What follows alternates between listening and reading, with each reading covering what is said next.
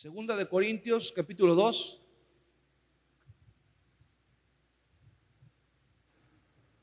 Y vamos a leer el versículo 11. Dice de la siguiente manera: para que Satanás no gane ventaja alguna sobre nosotros, pues no ignoramos sus maquinaciones. El contexto de este versículo, el apóstol Pablo está hablando acerca del perdón y la restauración de un hermano que había caído en pecado en la iglesia y que le habían reprendido, ¿verdad? Probablemente lo habían puesto en una disciplina muy fuerte, pero aunque, bueno, esa es una historia muy larga, ¿verdad? En la primera carta el apóstol Pablo le habla de una manera muy fuerte y habla de una disciplina muy fuerte, ¿verdad? Pero en la segunda carta también habla acerca del perdón y la restauración. Bueno, hoy no vamos a hablar del perdón ni de la restauración, ¿verdad? Pero este versículo, aunque el contexto es acerca del perdón, pero este versículo nos revela algo muy importante. Dice: para que Satanás no gane ventaja alguna sobre nosotros, pues no ignoramos sus maquinaciones. La palabra maquinaciones habla de máquina, ¿verdad? Habla de planes. Cuando se dice que alguien está maquinando algo, se refiere a que alguien está planeando algo, alguien está haciendo o está elaborando un plan o una estrategia para después ponerla en marcha, ¿verdad? Para después ejecutarla. Entonces, este versículo nos revela dos cosas. En primer lugar, nos dice que Satanás tiene planes. Dice que Satanás hace planes, hace proyectos, ¿verdad? No crea que él nada más se avienta así al ruedo, ¿verdad? No crea que nada más se va. Dice que él planea, él calcula, él observa y sabe por dónde, ¿verdad? Calcula, hace sus planes. Y número dos, lo que nos revela este versículo es que cuando nosotros ignoramos esos planes, él puede ganar ventaja sobre nosotros. O sea, en primer lugar, él planea, él hace sus estrategias, ¿verdad? Él dice: ahorita no los voy a tentar porque hoy es domingo y están todos en la iglesia, andan en santidad, pero en la semana les voy a mandar unas pruebas, les voy a mandar gente, ¿verdad? Que los ponga así, que los irrite, que los ponga de malas. Y ya por ahí del jueves les voy a mandar unas tentaciones, ¿verdad? Ya que estén así medio debilones, ya que no hayan orado, ya que se hayan peleado con la esposa, ya que estén de malas en el trabajo. Entonces por ahí jueves, viernes, ya vienen las tentaciones más fuertes. Y bueno, a ver si logra, ¿verdad? Sus cometidos. Y si nosotros no sabemos, si nosotros ignoramos eso, pues pensamos que, bueno, no pasa nada. Ay, ¿cómo crees?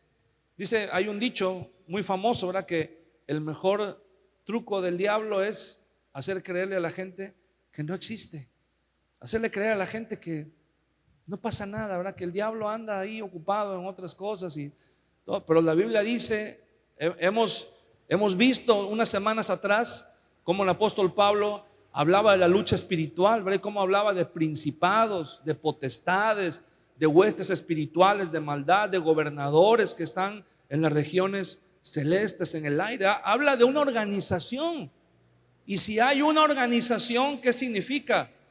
Que los demonios no se pelean entre ellos. Los demonios que tienen más jerarquía, ellos ordenan. Y los que son, dice la Biblia, las huestes espirituales de maldad, esos son los soldados rasos, esos son los que van y ejecutan los planes. Y ellos no se pelean, ellos no están en discordia. Ellos, dice la Biblia, maquinan, planean. Ellos dicen: tú vas a atacar por este frente, tú vas a atacar por este lado, tú vas a atacar por la retaguardia. Y ellos no pelean, ellos no dicen, ah, no, yo por qué, yo no quiero hacer eso, yo quiero hacer lo otro, ¿verdad? No, ¿y tú quién eres para darme órdenes? Ellos no se pelean, ellos no hacen eso, ellos están bien organizados. Y dice la Biblia, tienen planes. Hay planes contra la iglesia en general, hay planes en general contra toda la iglesia, pero hay planes específicos también, ¿verdad? Hay espíritus, hay principados, hay potestades. Por ejemplo, ahorita que está la guerra allá en Ucrania, las huestes espirituales que gobiernan estas regiones son las que están influyendo para que la gente se mate, para que haya muerte, para que haya destrucción, para que haya pobreza, para que haya desgracia en la vida de las personas. Ellos no se están ocupando ahorita, ay, ¿qué estará pasando allá en México? Ay, no se nos vayan a escapar. No, no, no, no. Ellos saben que los demonios de acá de México están haciendo su chamba. Ellos dicen, nosotros estamos haciendo acá lo nuestro y ellos allá están haciendo lo suyo, lo que les corresponde.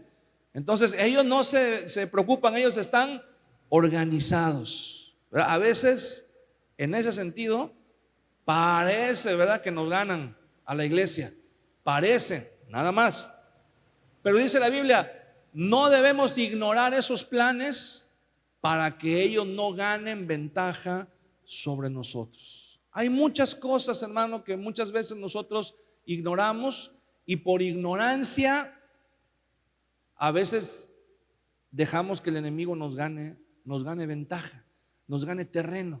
Hay muchas veces que estamos luchando y gastamos fuerzas de más cuando no hay una estrategia, cuando no hay un plan.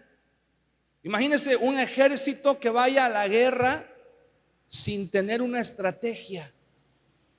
En la antigüedad, hace miles de años, cuando los ejércitos iban a la guerra, ellos nada más decían, no, pues ya le rezamos a los dioses, ya le rezamos, ya ofrecimos sacrificios, nos tiene que ir bien.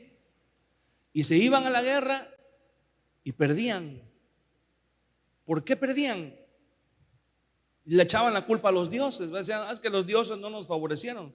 No, ya con el paso del tiempo hubo gente, ¿verdad?, que observó y que dijo, no nada más es ir por ir a la batalla, hay cosas que se tienen que calcular. Ningún ejército puede ir a la batalla si no lleva entre ellos, entre sus filas, médicos, porque si no, ¿quién va a atender a los heridos? Si no lleva las suficientes medicinas. Ningún ejército puede ir a la batalla si no lleva provisiones, alimento.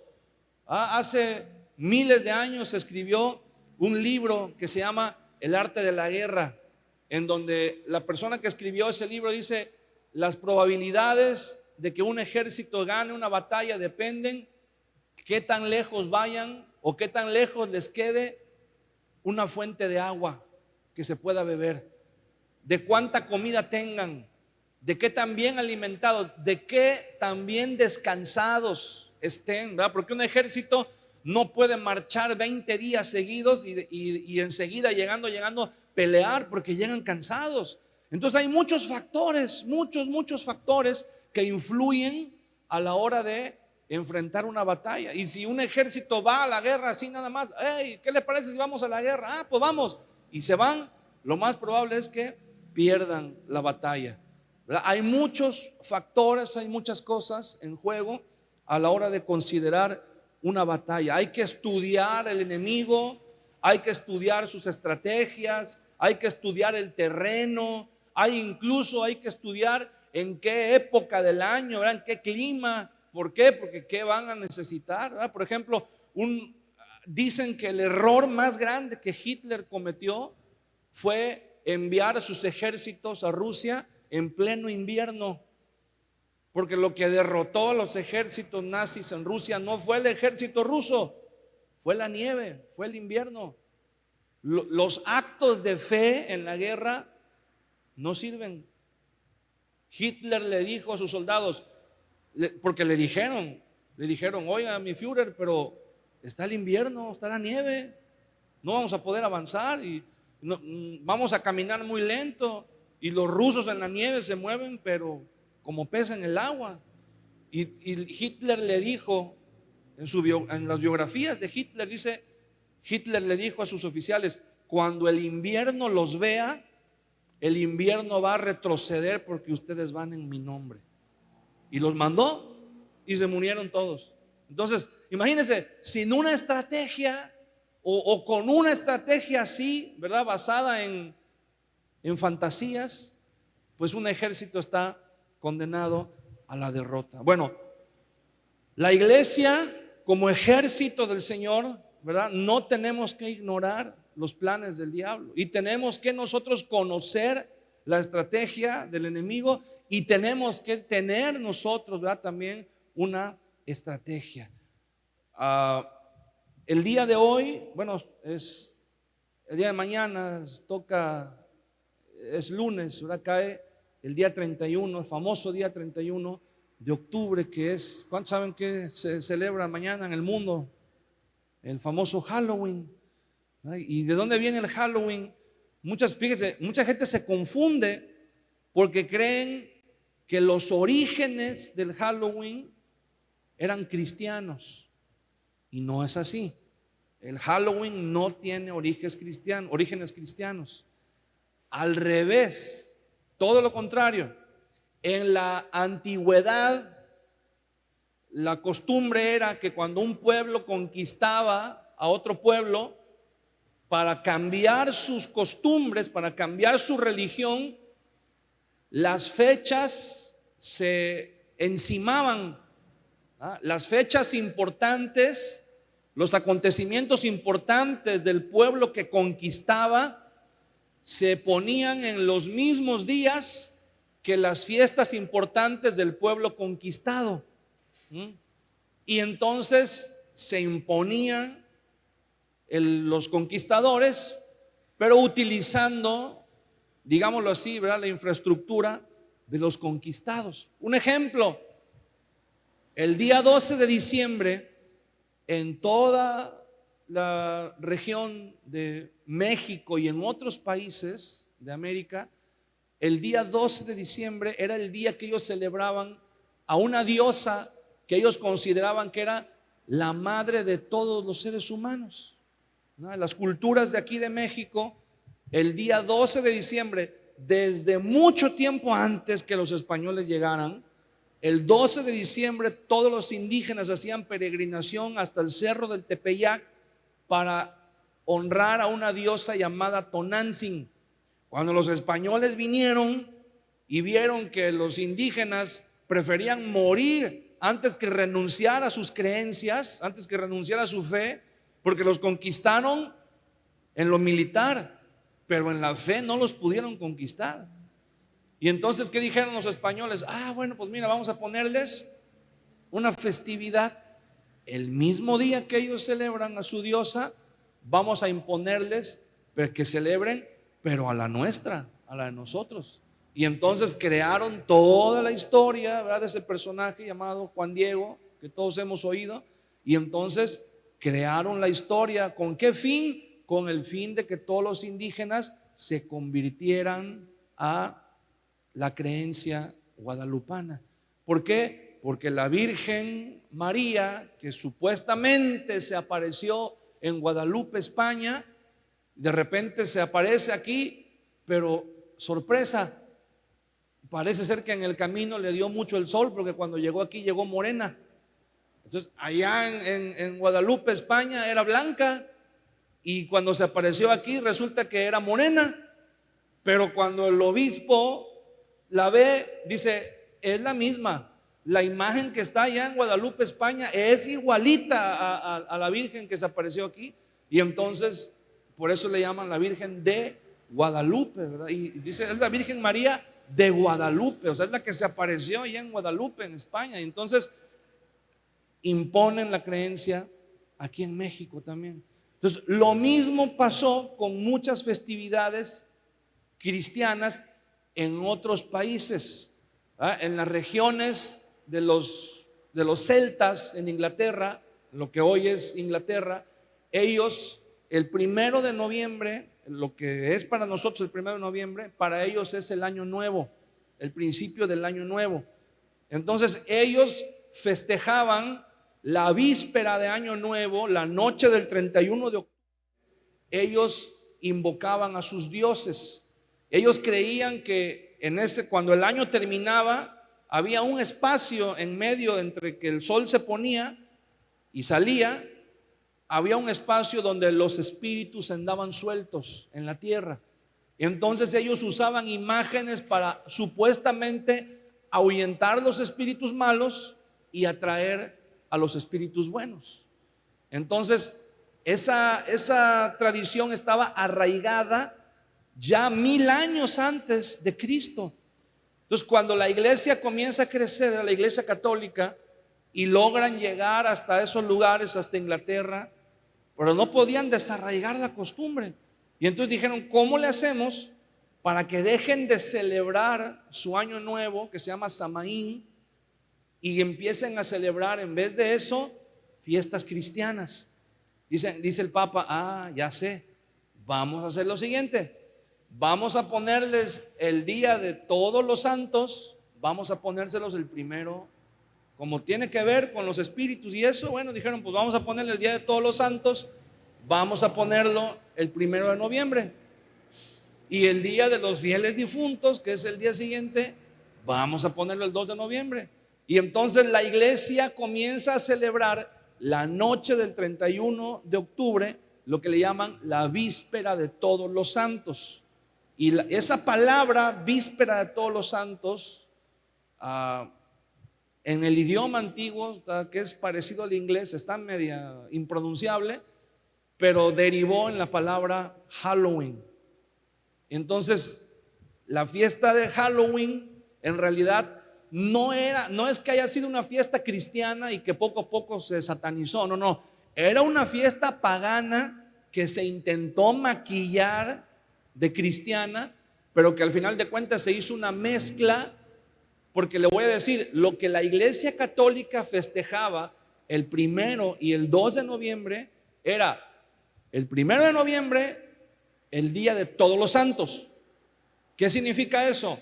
Bueno, en tiempos de la iglesia primitiva, cuando el Imperio Romano perseguía a la iglesia, los mártires, por ejemplo, si un mártir, si un líder de la iglesia o si un hermano de la iglesia era ejecutado un día, ellos decían, bueno, como este día murió el hermano, vamos a suponer, el hermano, bueno, no quiero decir un nombre que hay aquí porque van a decir que ya estoy matando gente, ¿verdad? Pero el hermano fulano de tal, los romanos lo mataron el día 3 de marzo. Bueno, el día 3 de marzo va a ser el día, como era un hermano, ¿verdad? Y que murió como mártir ese día. Bueno, ese día va a ser el día de San Fulano, le ponían el nombre del santo. Y así, pero ¿qué sucedió? Llegó el momento en que se acabaron los días del año y seguía muriendo gente. Y decían, pues no podemos repetir, ¿verdad? Algunos días los repitieron, ahí comparten. Cuando usted escucha en el radio que dicen, el santoral del día de hoy se celebra a San Ignacio, a San Francisco, a San esto, a San otro, porque a veces se sobreponían los nombres. Pero llegó el momento que dijeron, ya no se puede, ya le dimos 3, 4, 5 vueltas al calendario y ¿qué hacemos con los demás que siguen muriendo? Y dijeron, bueno, vamos a poner un día donde todos los santos, ¿verdad? Todos los que mueren y que son santos en la iglesia, o sea, que son bien cristianos, se van a celebrar el día 1 de noviembre. Y entonces el día 2 de noviembre vamos a celebrar a los fieles difuntos, que son los cristianos, pero que no eran tan santos, ¿verdad? Porque hasta eso hay niveles, dijeron, ¿verdad? Entonces, el día de noviembre, los meros, y el 1 y el 2, los que más o menos ahí la llevaban, pero que murieron en sus pecados y entonces no están en el cielo, están en el purgatorio. Entonces, eso es lo que la iglesia católica festeja, el día de todos los santos, y el Día de los Fieles Difuntos, respectivamente el 1 y el 2 de noviembre. Ahora, al mezclarse con el año nuevo de los celtas, con el Samaín, ¿qué es lo que creían los celtas? Que en esa noche, cuando el sol se ocultaba el 31 de octubre, hasta que salía el 1 de noviembre, durante esa noche, los espíritus andaban sueltos, andaban en este mundo, como que se rompía algo, ¿verdad? Y podían salir y podían estar aquí. Y entonces, en medio de sus costumbres, también hacían sacrificios humanos. Entonces era una religión pagana, ¿verdad? ¿Qué se puede esperar? Todas las costumbres que tenían.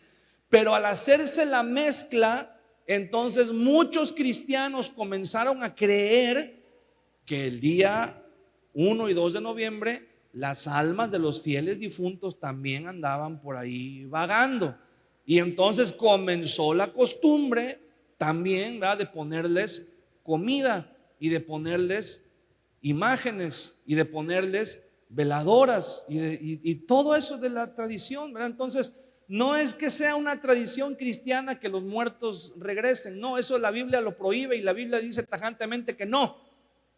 Pero al mezclarse con las creencias paganas, pues se hizo ahí ya un relajo, ¿verdad? Que ya cuesta mucho trabajo discernir qué es lo que era de los paganos y qué es lo que era de la iglesia cristiana. Entonces, claro, cuando la iglesia cristiana creó todas estas festividades, ya se había corrompido de muchas maneras. La Biblia no dice, ¿verdad?, la Biblia no dice que haya que recordar por nombre ni ponerle un día a los muertos. En Hebreos capítulo 11 la Biblia habla de los mártires y lo único que dice es que muchos de ellos anduvieron de aquí para allá, sufrieron muertes espantosas, ¿verdad?, a filo de espada, cubierto con pieles de ovejas, fueron quemados vivos, fueron aserrados. Dice la Biblia, solamente lo único que dice de ellos es que el mundo no era digno de ellos, el mundo no los merecía. Pero no dice en ningún momento los nombres, ni que me hicieran una lista de los nombres, ni nada. Entonces, ¿por qué? Porque la Biblia nos deja claro, ¿verdad?, que el único nombre que importa es el nombre de Jesús. Porque cualquier persona que muera sirviéndole a Cristo, siendo de Cristo, no importa dónde muera, no importa en qué condiciones, no importa nada. Cuando el Señor venga, dice la Biblia, los muertos en Cristo resucitarán primero. De donde quiera que hayan quedado, ¿verdad? Si alguien se ahogó en el mar, si alguien quedó en la selva, si alguien murió en el desierto, si alguien fue desaparecido y nadie sabe dónde quedó, dónde está, no importa, el Señor sabe dónde está y el día de la resurrección el Señor le va a levantar y va a estar presente ahí delante del Cordero.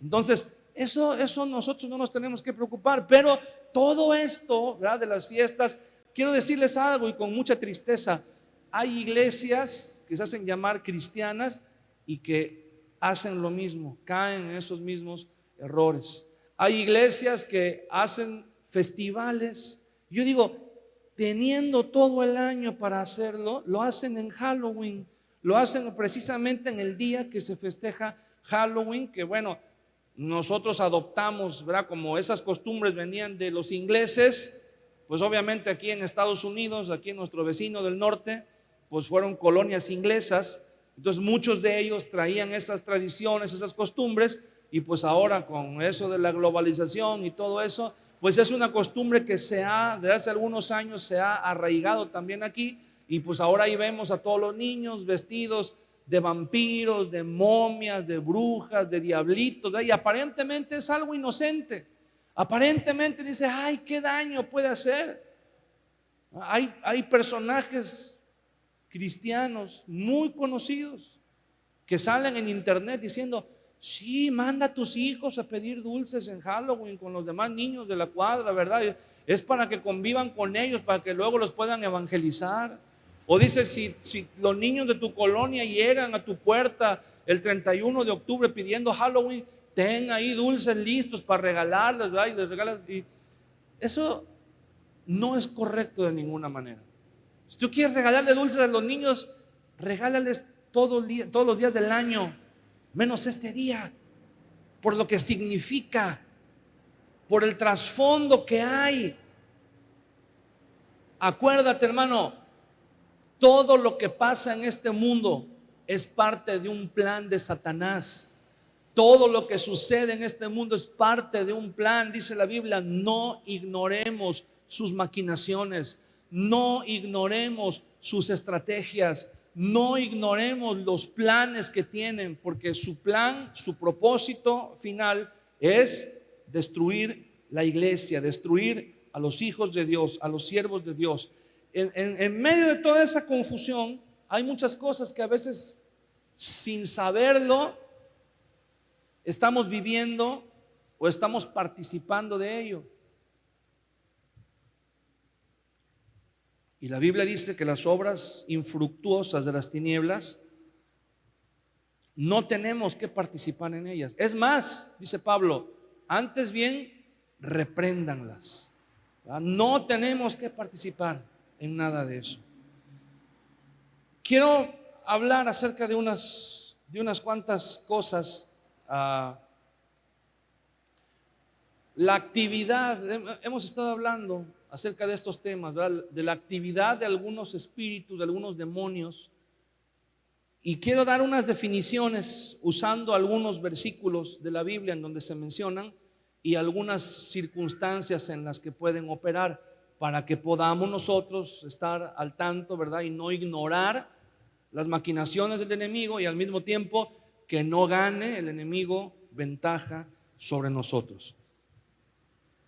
Perdón, en el libro Deuteronomio capítulo 32,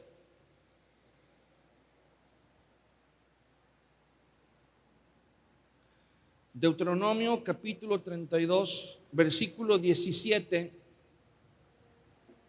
dice: sacrificaron a los demonios y no a Dios, a dioses que no habían conocido, a nuevos dioses venidos de cerca que no habían temido vuestros padres. Está el Señor hablándole al pueblo de Israel y les está reprochando que habían realizado sacrificios no para Dios, sino para los dioses paganos, que en este versículo específicamente le llaman demonios.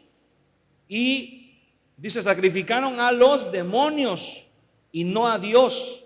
Y después dice, a dioses que no habían conocido. Esa palabra dioses, dice dioses venidos de cerca que no habían temido vuestros padres. Esa palabra dioses es la palabra hebrea Shedim.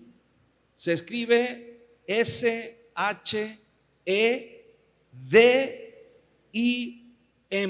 Shedim. La palabra Shedim se traduce como precisamente demonios, y es la misma palabra que aparece en el Salmo 106. Si vamos rápidamente al Salmo 106,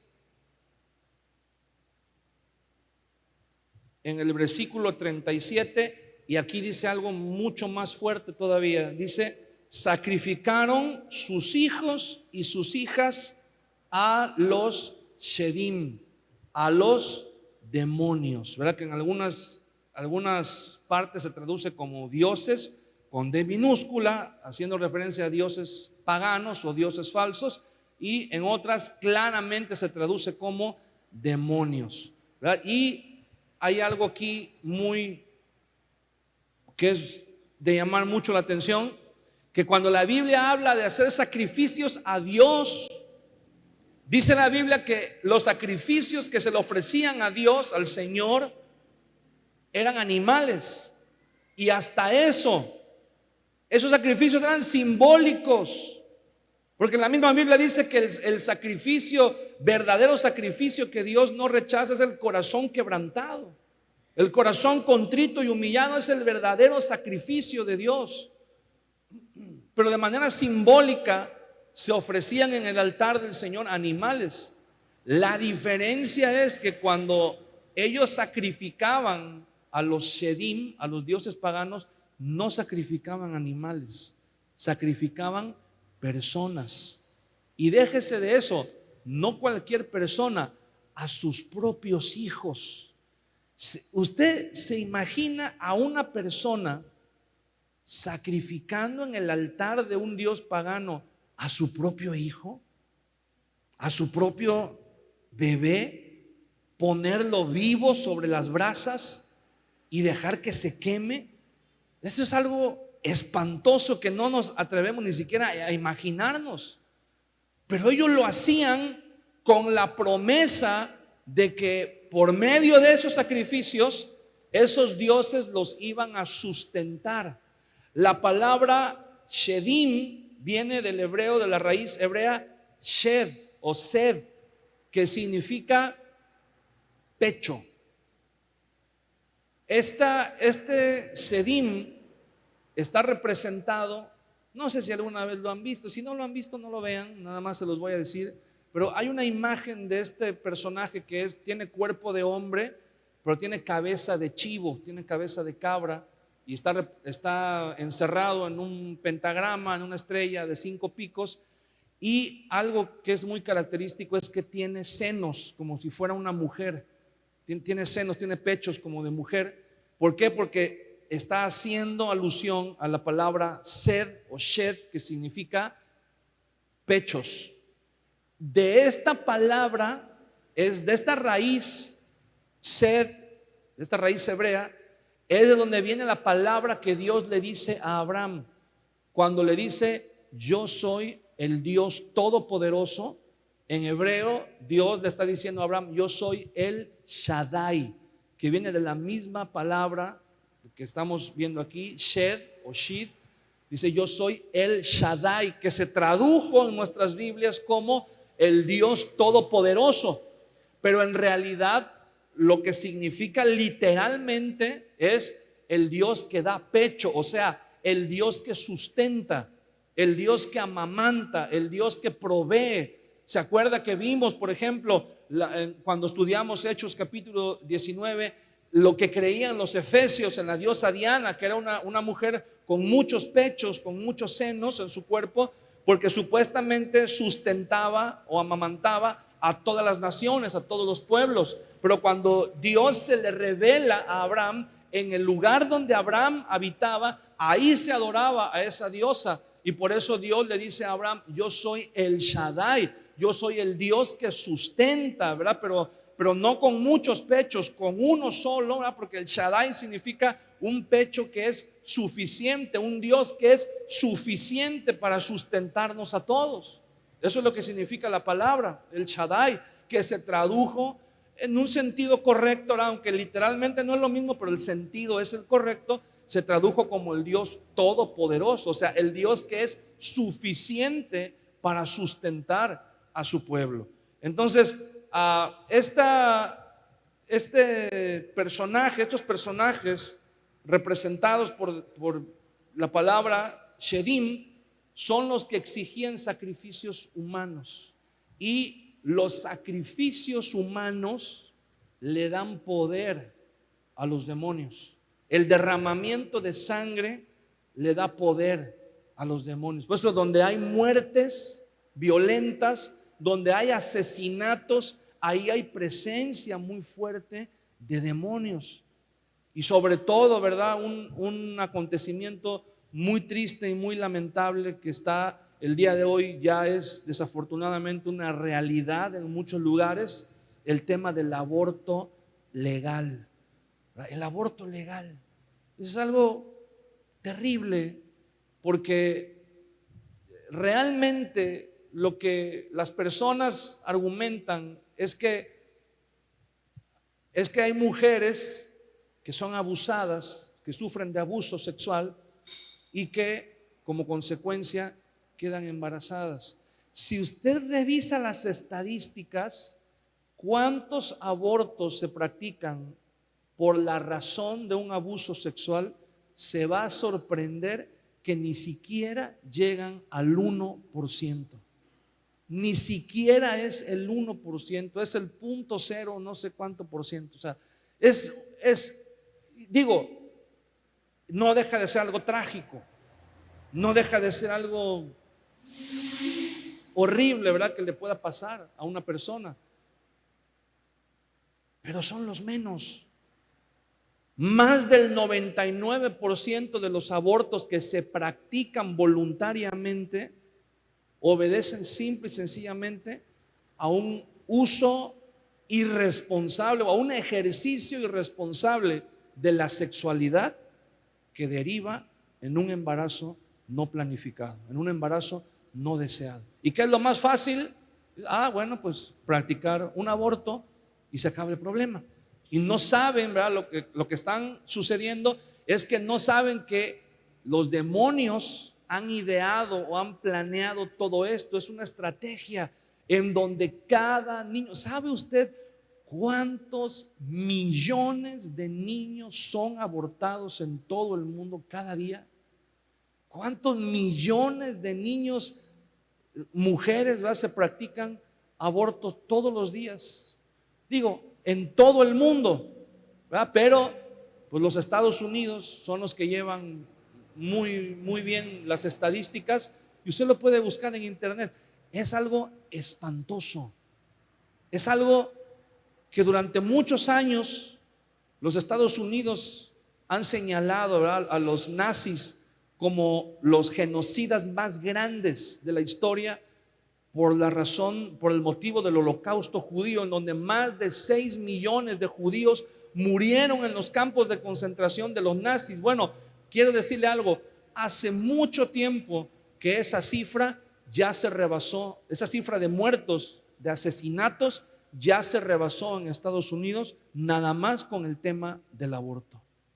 Hace mucho tiempo que se pasó la cifra de 6 millones de muertes. Entonces, es algo completamente mal, algo en contra de la naturaleza. La naturaleza que Dios nos dio fue para procrear hijos. Dios nos dio esa capacidad y es un milagro increíble. Cuando usted ve a una mujer embarazada, es un milagro que solamente Dios lo pudo haber hecho. A que una vida pueda gestarse dentro de un cuerpo de la mamá y después salir y ser una vida independiente, eso es algo maravilloso que solamente Dios lo puede hacer. Y atentar en contra de eso. Y muchos dicen, no, es que pues como no ha nacido, no es un ser humano, no tiene derechos, no es un crimen, no es un aborto. Bueno, yo le voy a decir algo. La ley de Moisés dice, escuche bien, cuando un hombre asesina deliberadamente a otro hombre, a otra persona, el pago por ese crimen es morir apedreado, es la muerte.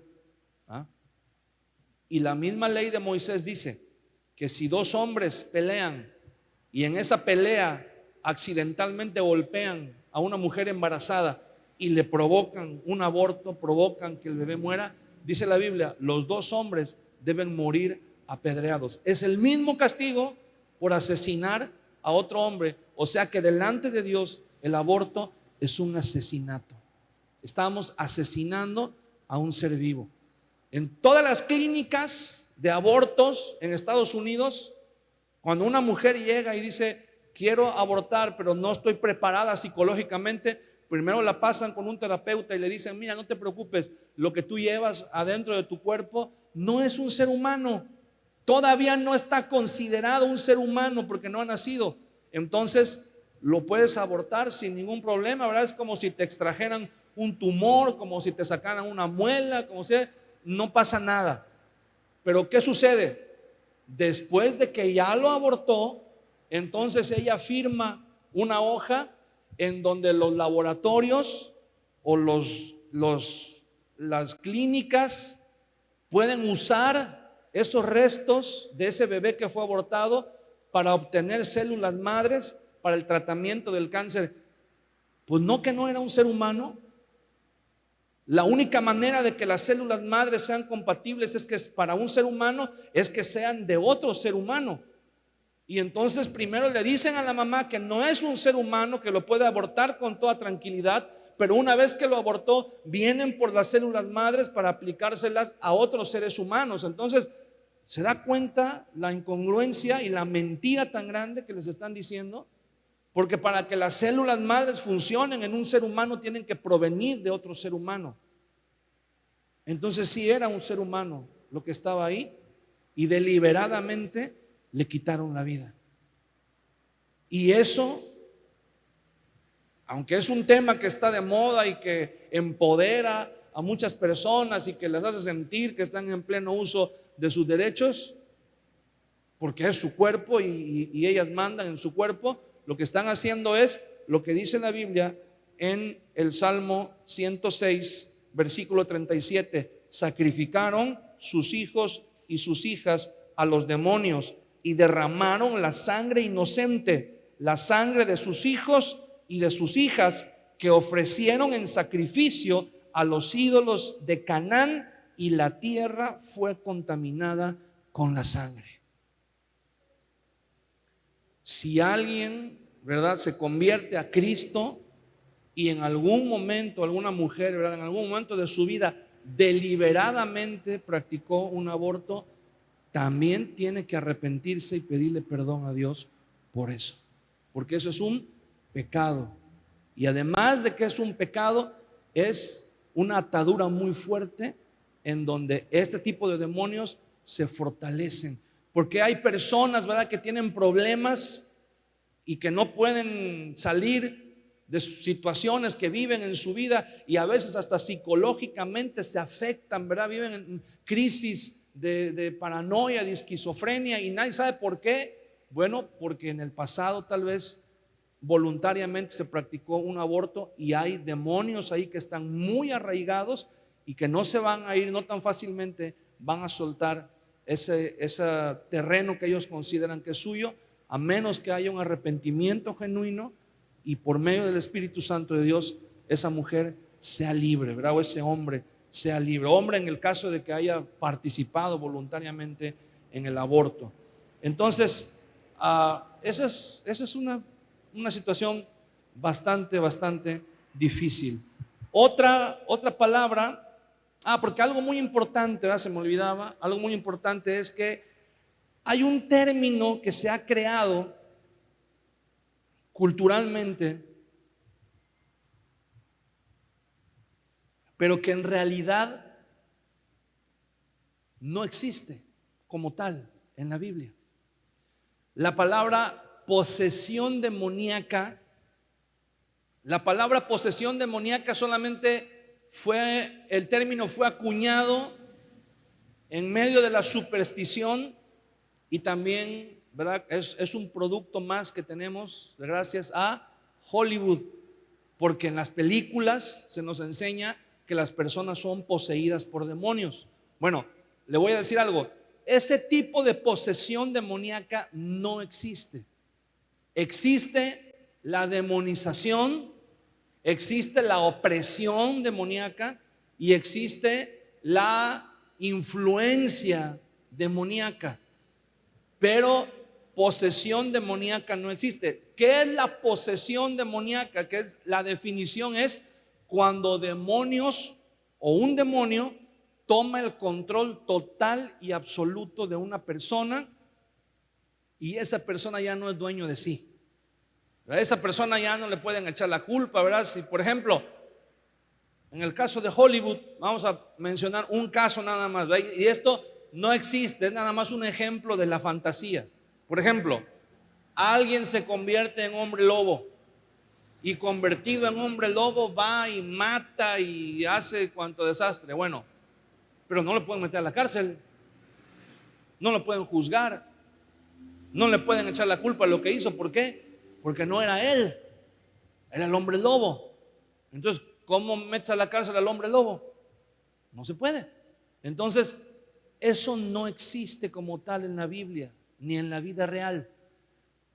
Las personas que son fuertemente influenciadas por demonios nunca pierden su voluntad. Puede haber una influencia muy fuerte, puede haber una opresión muy fuerte. El caso más extremo que vemos en la Biblia es el caso del endemoniado gadareno, que la Biblia dice que era un hombre que tenía una fuerza sobrenatural, que nadie lo podía dominar, incluso rompía las cadenas con las que lo amarraban y andaba ahí en las sepulturas y andaba ahí haciendo de las suyas, Pero cuando ese hombre escuchó que Jesús había llegado, dice que fue y se postró a sus pies pidiéndole ayuda. Si ese hombre hubiera estado poseído completamente por demonios, los demonios no hubieran permitido nunca que él se acercara a Jesús. Es más, le hubieran dicho, vámonos de aquí porque ya llegó Jesús, y hubieran huido. Pero ese hombre, ¿verdad?, tuvo la suficiente lucidez y fuerza de voluntad como para decir, ahí llegó Jesús, que es el único que me puede ayudar, y acercarse a él para pedirle ayuda.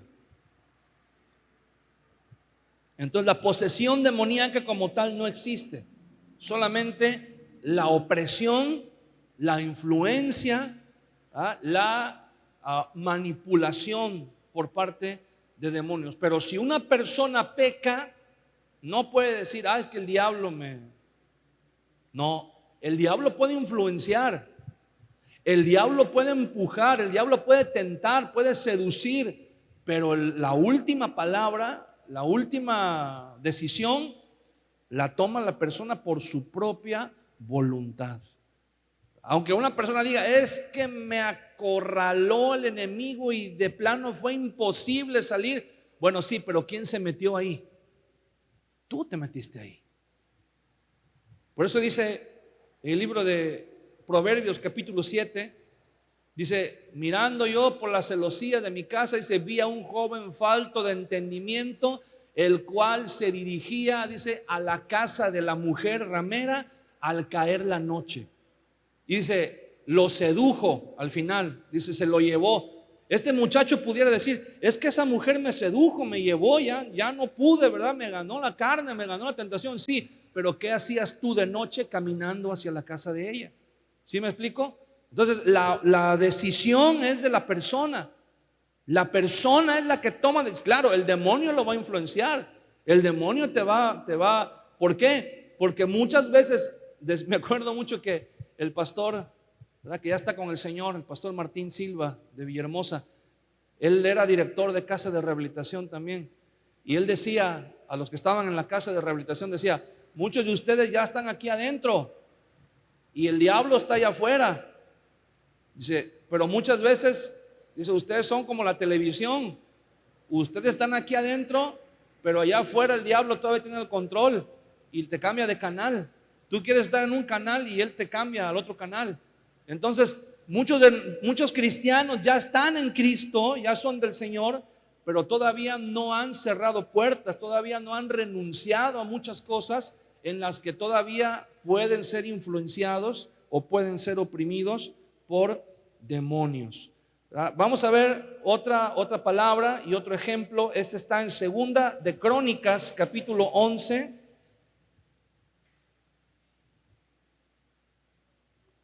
Segunda de Crónicas, capítulo 11.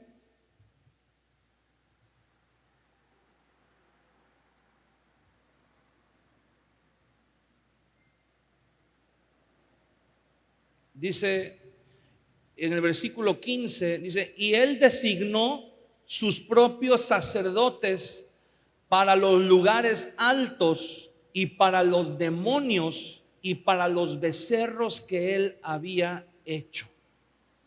Esta palabra que se traduce como demonios se llama, esta palabra hebrea, Sair, con Y, S-A-Y-R, Sair. Los Sair se traduce más, significa sátiro, pero se traduce también como demonios, como macho cabrío. Los sátiros eran divinidades paganas que su característica era la lascivia, la lujuria. Estaban representados por la forma de un hombre barbudo con orejas, patas y cola de chivo. Esas eran las imágenes como se representaban. En la cultura griega hay muchas imágenes de estas, ¿verdad? Aparentemente son seres humanos, pero tienen rasgos, tienen características de chivos. Están representados con patas, cola y orejas de chivo, ¿verdad? Y son son barbudos, tienen barba. Ellos están relacionados con la persona de la que habla el texto bíblico. Es un hombre que era un sacerdote, un levita, que le pareció que él podía adorar a Dios a su manera. Él puso su propio, digámoslo así, su propio templo, su propia iglesia, nombró levitas, nombró sacerdotes, hizo imágenes y comenzó a ofrecerle sacrificios y holocaustos a esas imágenes. Y la Biblia dice que esos llegaron ahí demonios que se llaman Zair y fueron los que se apoderaron. Lo hemos visto también cuando hemos hablado, por ejemplo, de los templos que había en Corinto, del templo que había en Éfeso, en donde parte de la liturgia religiosa tenía que ver con la participación en orgías. ¿Qué significa esto? ¿Verdad? Que estos demonios, no es que los demonios te empujen o te manipulen o te obliguen para que hagas, para que peques en estas áreas. Significa que muchas veces nosotros damos pie. Nosotros como seres humanos podemos abrir puertas para que estos demonios, a través de las prácticas de pecados sexuales, de la inmoralidad sexual, se abren puertas para que estos demonios entren. ¿Y cuántas personas hay que se encuentran de verdad hundidas en el pecado, atrapadas en el pecado sexual, pero nunca pensaron llegar a tanto? ¿Qué es lo que sucede con una persona lo que el día de hoy, ¿verdad?, el mundo le dice a los jóvenes es tu cuerpo y tú puedes hacer con tu cuerpo lo que tú quieras porque es tuyo, ahí tú mandas. Me gustaría ver, ¿verdad?, cuando se enfermen, si ellos pueden mandar a su cuerpo que sane. Ahí ya no es su cuerpo, ¿verdad? Ahí ya no mandan. Entonces, cuando una persona, ¿qué es lo que dicen? Bueno, pues yo puedo ejercer mi sexualidad libremente, y comienzan a ejercer su sexualidad y se olvidan, ¿verdad? Dicen, eso que decía mi abuelita, que hay que llegar vírgenes al matrimonio, eso ya pasó de moda, ¿verdad? Esas eran ideas anticuadas. Ahora ya lo más moderno es que nadie se espanta, ¿verdad? Ni nadie lo espera. Nadie espera que su pareja, que su esposa llegue virgen al matrimonio, y nadie se espanta, ¿verdad? Ya es lo más normal. Pero ¿qué sucede? Que con el paso del tiempo comienzan a haber problemas cuando las cosas no se hacen de la manera correcta, porque el sexo no es pecado, el sexo no es malo, el sexo lo creó Dios. Cuando Dios creó, dice la Biblia, varón y hembra los creó. O sea, Dios creó los sexos y las relaciones sexuales también. Al final del capítulo 2 de Génesis, en el versículo 31 dice, y vio Dios todo lo que había creado y vio que era bueno en gran manera. Pero ¿qué sucedió? Vino la corrupción, vino el pecado. Y entonces cuando las cosas se desvirtúan, cuando las cosas se desvían de los propósitos para los cuales Dios las creó, Dios las formó, entonces vienen los problemas. Porque hay tantas personas, ¿verdad?, que comienzan, digámoslo así, inocentemente teniendo relaciones sexuales antes de casarse, porque dicen, pues es mi cuerpo, es mi sexualidad, yo la puedo ejercer. Pero eso sí, cuando yo me case, ahí ya se acabó, ¿verdad? Y ya, ahora sí son. Mira, si la sexualidad si no eres capaz de controlarla antes del matrimonio, mentira que la vas a poder controlar después del matrimonio. Si tú no le puedes ser fiel a Dios cuando eres soltero, tampoco le vas a poder ser fiel a tu esposa o a tu esposo cuando seas casado o casada. Esa es una gran mentira. Y después vienen problemas. Después vienen, ¿por qué? Porque es algo en donde nos vamos hundiendo cada vez más y más y más. Y eso está, los pecados sexuales están englobados en algo que se llama el pecado de los espíritus de lujuria. Entonces, cuando tú estás entrando en el área de la sexualidad con alguien que no es tu esposo o tu esposa, estás entrando en el terreno de la lujuria. Y es como si entraras, ¿verdad?, en los famosos que dice la NASA que hay en el espacio, los famosos agujeros de gusano, en donde tú entras por una parte, pero hay 1000 partes, 1000 lugares por donde puedes salir. Hay personas que entraron a la sexualidad solamente para experimentar, para ver qué se sentía, pero nunca se imaginaron cómo iban a terminar. Una persona que se deja arrastrar por la lujuria ya no es dueño de sí.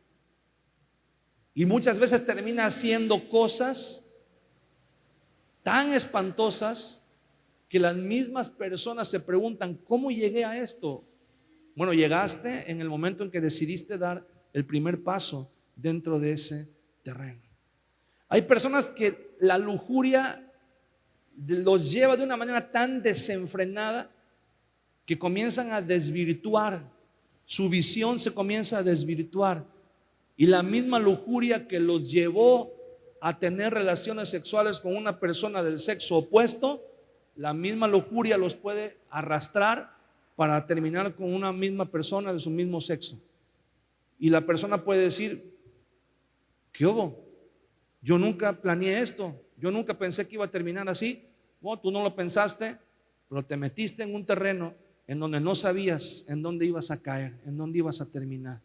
¿Verdad? Las personas que terminan abusando sexualmente, incluso de menores de edad, no comenzaron pensando, ¿no? Porque tú lees la noticia y dices, alguien abusó de un niño, y tú dices, ¿en qué mente puede caber la idea de abusar de un niño? Bueno, esa persona no comenzó pensando que iba a abusar de un niño, comenzó viendo pornografía y su mente se comenzó a desvirtuar, comenzó a contaminarse, comenzó a darle rienda suelta a la lujuria, hasta que un día se vio a solas con un pequeño y no pudo contener sus instintos que ya estaban descarriados.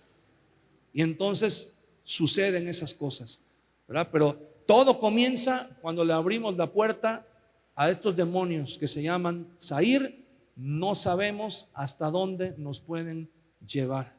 Muchas veces, por la misericordia de Dios, una persona, ¿verdad?, cae en una situación de estas, y por la misericordia de Dios a veces Dios le levanta y se puede arrepentir y puede retomar su camino, ¿verdad? Pero en caso de un pecado deliberado, tratándose de personas adultas, ¿verdad?, y todo, pero cuando ya están implicados menores de edad, bueno, ahí ya entran otras cuestiones legales también. Aparte, ¿verdad?, de que si una persona abusa de un menor de edad, digo, si lo meten a la cárcel, pues bueno, ya está pagando su delito, pero el daño que ocasiona en la vida de la persona de la que abusa es un daño irreparable. Eso es algo que va a perseguir a la persona durante toda su vida, hasta que tenga un encuentro con el Señor Jesucristo y pueda sanar esas heridas, pueda sanar su corazón, y entonces pueda ser libre y ser sano en el nombre de Jesús. Pero mientras, es un daño muy fuerte que se ocasiona, ¿verdad? Se desvirtúan, se manchan la sexualidad de una persona, y ya después, aunque quiera hacer una vida normal de adulto, no puede. ¿Por qué? Porque siempre le va a perseguir esos, bueno, la psicología le llama, ¿verdad?, esos traumas, esos eventos traumáticos que se sufrieron. Vamos a ver una más. La número 3 está en el libro de Salmos capítulo 96.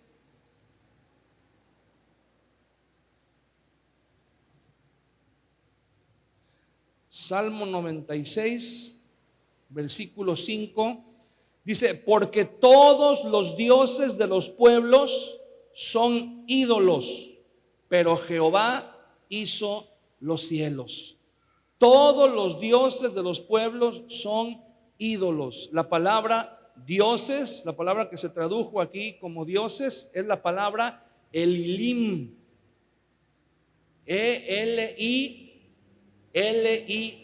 Elilim.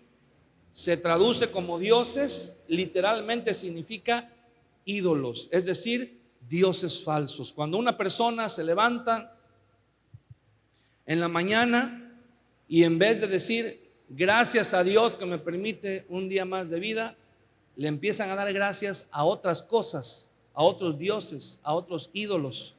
La Biblia dice que Dios es un Dios celoso.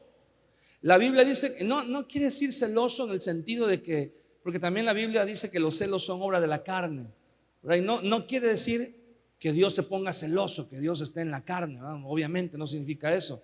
Significa que el propósito de Dios es que seamos exclusivamente de Él. Él no nos comparte con nadie más, ¿verdad? Él quiere que seamos suyos solamente.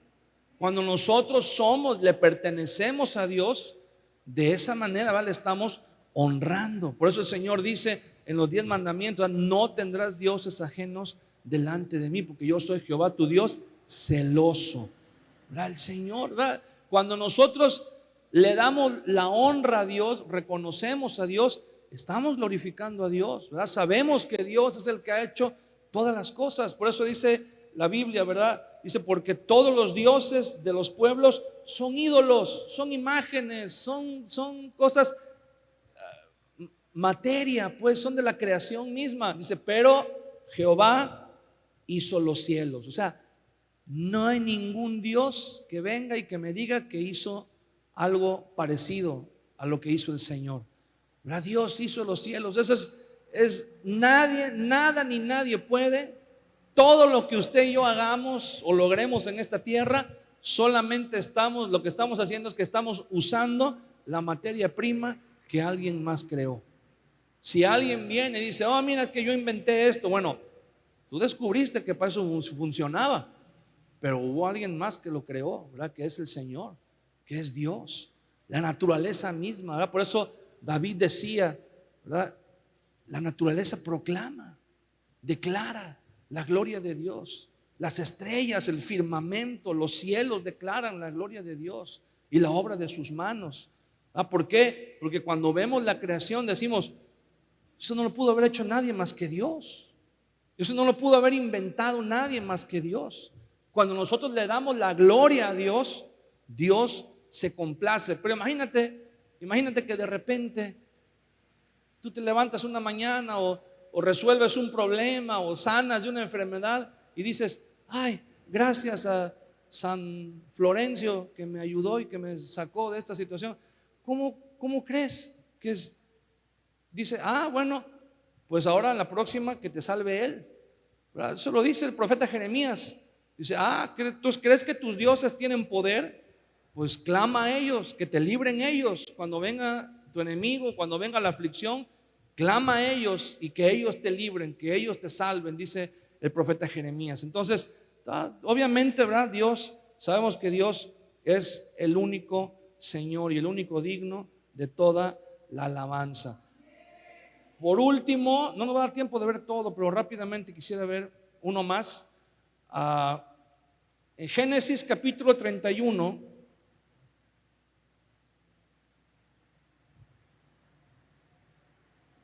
versículo 19.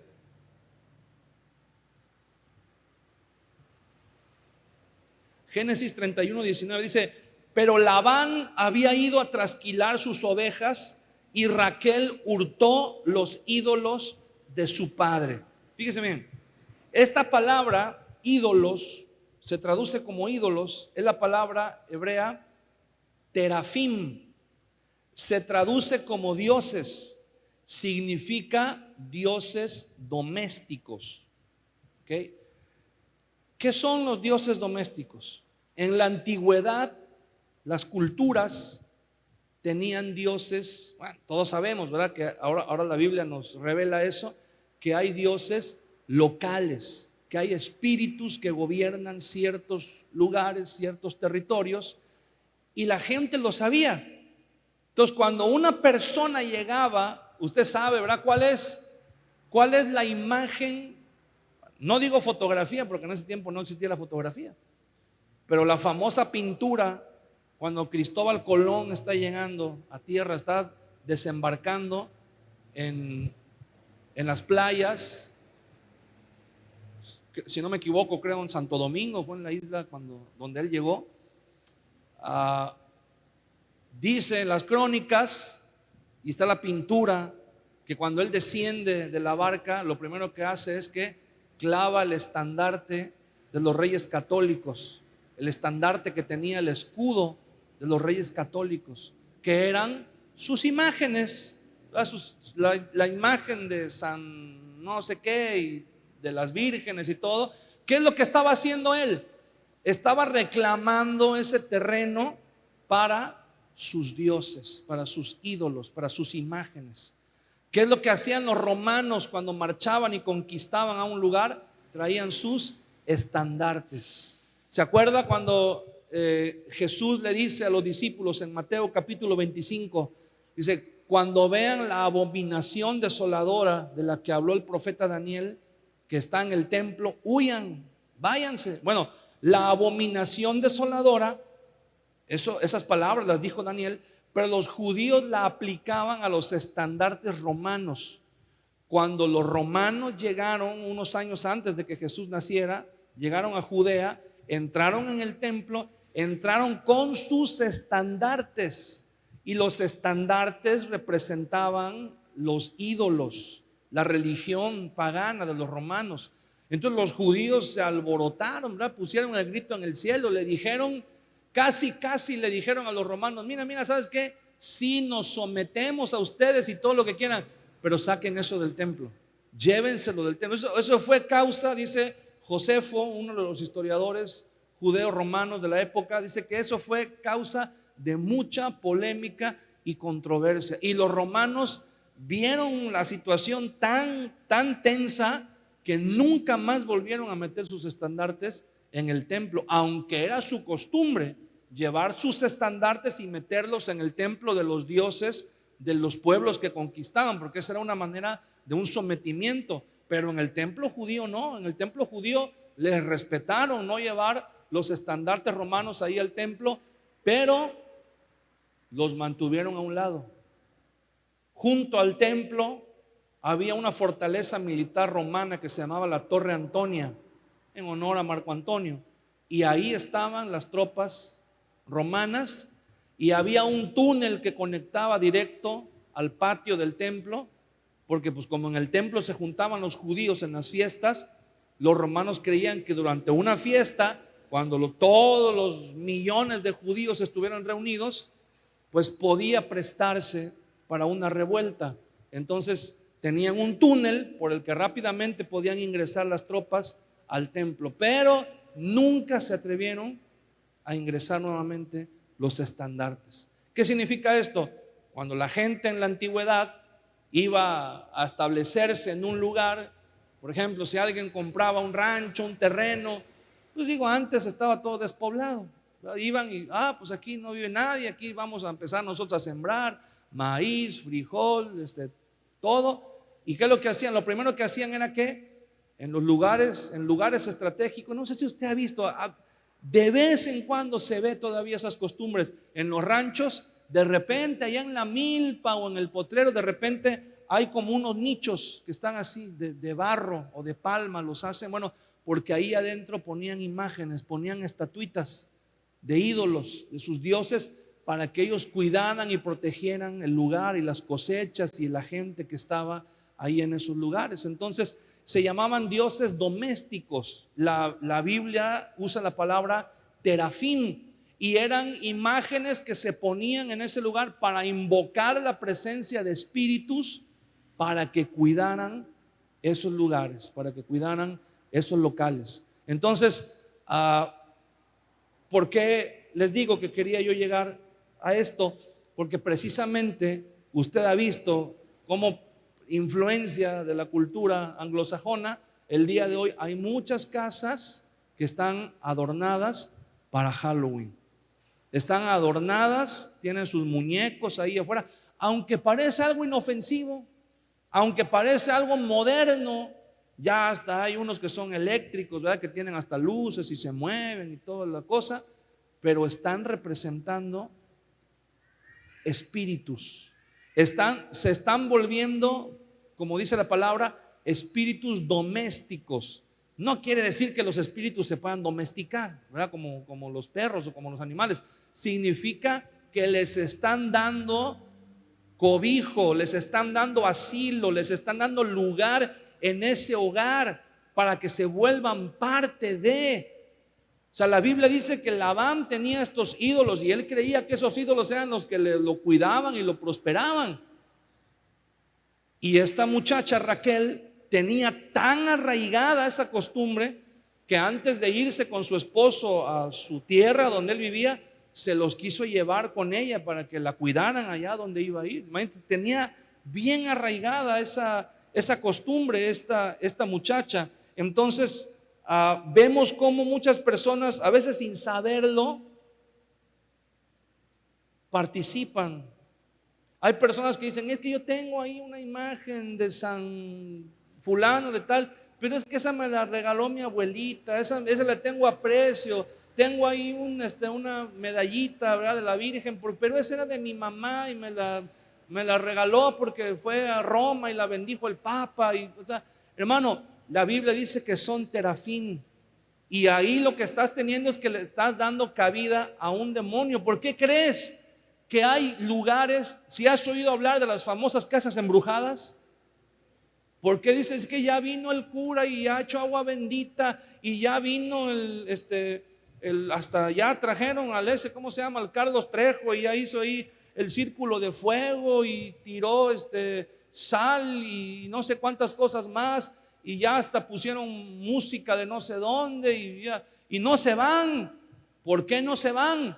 Porque muchas veces no sabemos, pero a veces ahí hay enterradas cosas o hay cosas guardadas.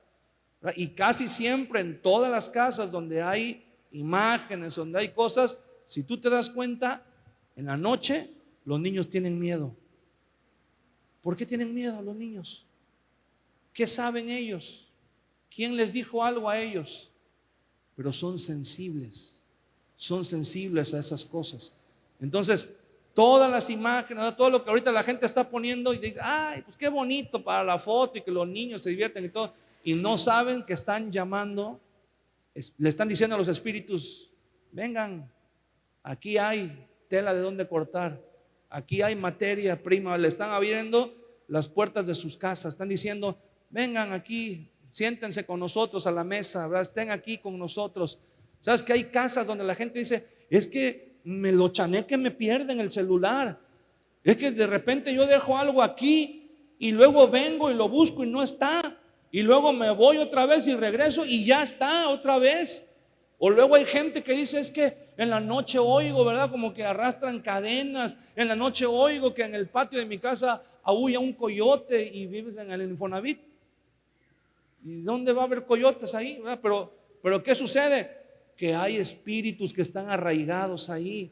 Hay demonios que se están haciendo presentes ahí y que son los que hacen que tú veas y de repente vi que pasó una sombra, y de repente vi que alguien se asomó por la puerta, y de repente escuché que me llamaron por mi nombre. ¿Qué es eso?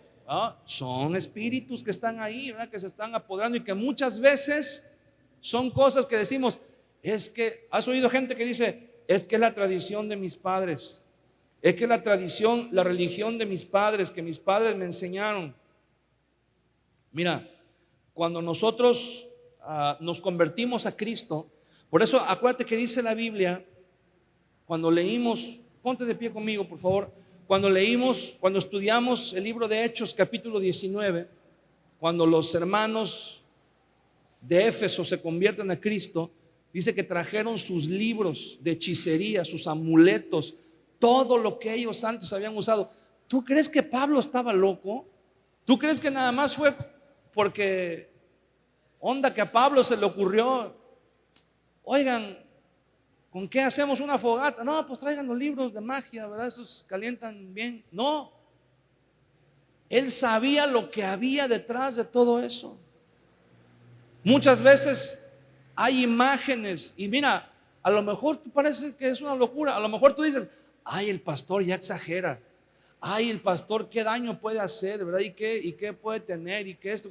Mira, no vamos a caer en un extremo tampoco, ¿verdad? No vamos a decir: ay, es que ya todo es del diablo y todo. No es que todo sea del diablo, pero es que hay cosas que nosotros a veces sí sabemos, pero nos hacemos, y a veces no sabemos.